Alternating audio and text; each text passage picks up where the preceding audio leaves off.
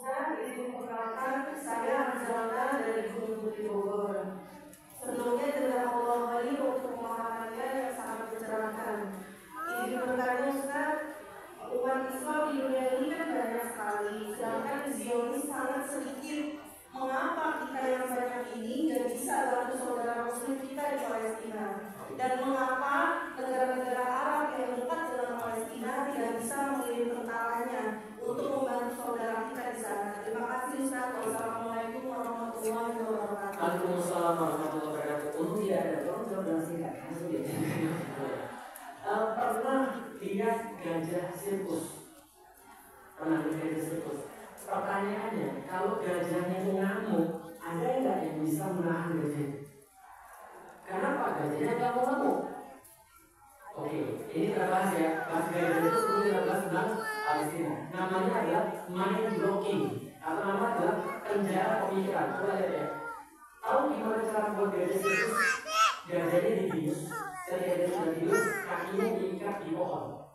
Pas gajahnya bangun, dia lari dong. Aku nggak mau ikat, dia lari jatuh, capek. Setelah capek dikasih makan. Oke.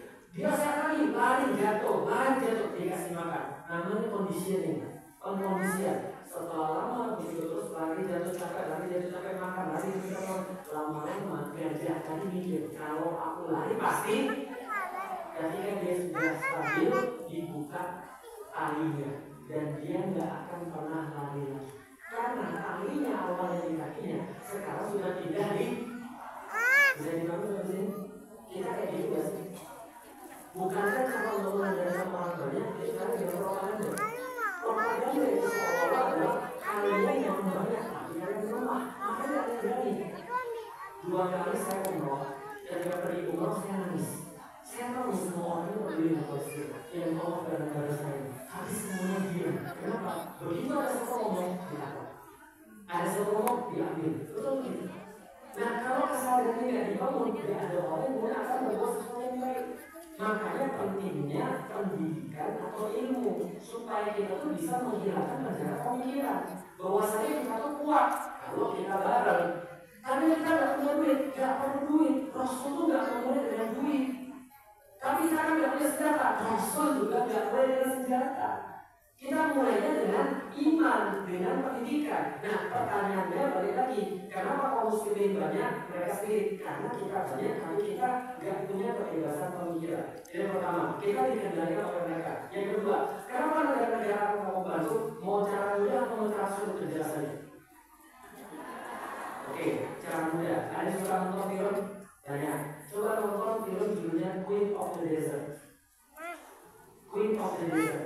Di situ ada cerita tentang yang namanya Lawrence of Arabia bersama dengan cewek namanya Gertrude Bell.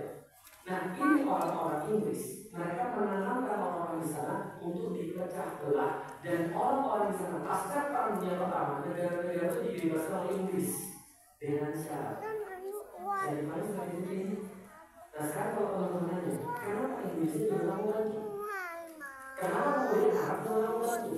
Berarti teman-teman sekarang sudah tahu mereka tidak punya kebebasan sendiri untuk menentukan tentara mereka mau kemana. Berarti mereka pasti punya tekanan yang lain. Oke, dengar sekarang ada orang di Yordan yang bakar diri. Ada orang di Yordan yang bakar diri. Di Amerika ada, di Yordan bakar diri. Kenapa? Protes karena normalisasi dengan Israel. Jadi negara-negara Arab sekarang justru melakukan normalisasi. Apa itu normalisasi? Hubungan kembali dengan Israel. Di tengah-tengah kejadian kayak gini. By the way, teman-teman kok Indonesia juga target normalisasi? Sama, Indonesia itu mau dinormalisasi dengan Israel. Kalau Anda tidak pernah protes, itu jadi barang. Paham ya sampai sini? Artinya mereka bukannya mereka kenaikan. Oke, ini agak rahasia ya. Anda sudah ngomong ini bukan rahasia.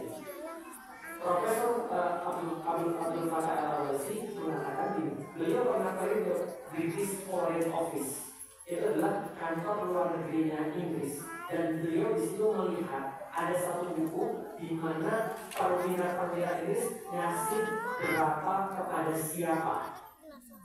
Penguasa-penguasa Arab pada saat itu. Sehingga kata beliau ada kemungkinan negara-negara Arab yang sekarang ada di sekitar Israel itu justru menjadi negeri buffer bagi Israel, bukan untuk negara Israel. Hah? Dilempar sama dia nggak tahu kemana. Ada yang pernah pergi umroh ketika dari 7 Oktober ke belakang? Belum.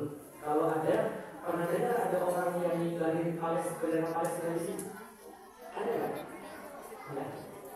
Ada dengar pernah ada yang pakai sial Palestina di sini? Iya tadi dilempar sama dia. Maaf ya. Kenapa enggak ada?